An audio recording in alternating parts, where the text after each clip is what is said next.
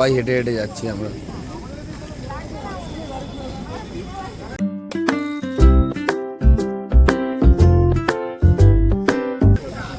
Situation খুব খারাপ।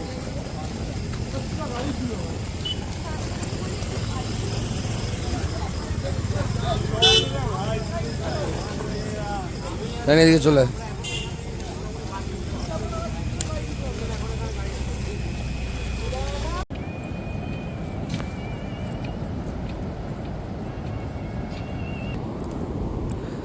ঘড়িতে 5টা বাজতে 10 মিনিট। আমরা এখন মোহনায় যাচ্ছি, আস্তে আস্তে মোহনার দিকে। মোহনার দিকে চলে এসেছি অনেক দিন পর। আজকে কম করে 5-6 বছর পর দীঘায় আসলাম। এসে একটা সব থেকে বড় দুঃখের খবর যে রথের জন্য 3 দিন টোটো অটো কিছু চলবে না। নিউ দীঘা ওল্ড দীঘার রাস্তায় কোনো রকমের টোটো অটো চলবে না, যা করতে হবে 11 নম্বর বাসে। আর সেই আপডেটটা নিয়ে আপনাদের কাছে আসলাম।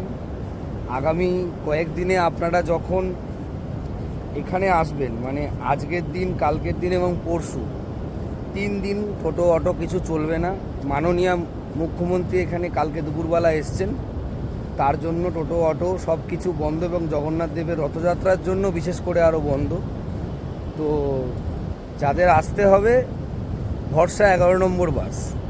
তো সেই বাসের উপরে ডিপেন্ড করেই ওই 11 নম্বর বাস ধরে, মানে নিজের দুটো পায়ে দিয়ে হেঁটে সব কিছু ঘুরতে হবে, দেখতে হবে। তো এই খবরটার জন্যই আপনাদের এই ভিডিওটা করা। এই ভিডিওটা দেখে আশা করি আপনারা সবাই বুঝতে পারবেন, এবং সকলে সাবধানে থাকবেন, ভালো থাকবেন। জয় জগন্নাথ। ঘড়িতে 4:15, ভেবেছিলাম 5টার সময় পৌঁছাবে বাস। বাসের ঢোকার টাইমের থেকে এখানে নামিয়ে দিয়েছে। এখন বলছে জগন্নাথ ধামে মমতা ব্যানার্জি আসবে, তার জন্য এখানে নামিয়ে দেবে। 3 দিন টোটো অটো সব চলা বন্ধ। তো এই হচ্ছে এখন এখানকার পরিস্থিতি। আমাদের এই কনটাই মোড়ে নামিয়ে দিয়েছে। এখান থেকে হেঁটে হেঁটে এখন ওল্ড দীঘা যেতে হবে। যাদের নিউ দীঘা তারা এই রাস্তাটা দিয়ে যাওয়ার, মেন যে দীঘার রাস্তা, সেই রাস্তা পুরো বন্ধ।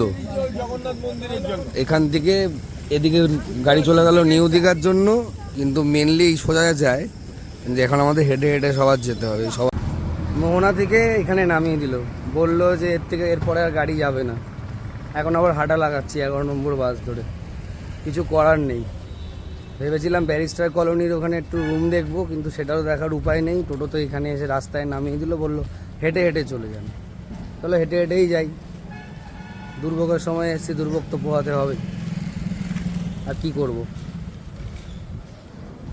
ওল্ড দীঘা বাস এখানে নামায়, পুরো রাস্তাঘাট ফাঁকা, কোনো গাড়ি ঘোড়া কিচ্ছু নেই, সব ব্যারিকেড দিয়ে বন্ধ করা।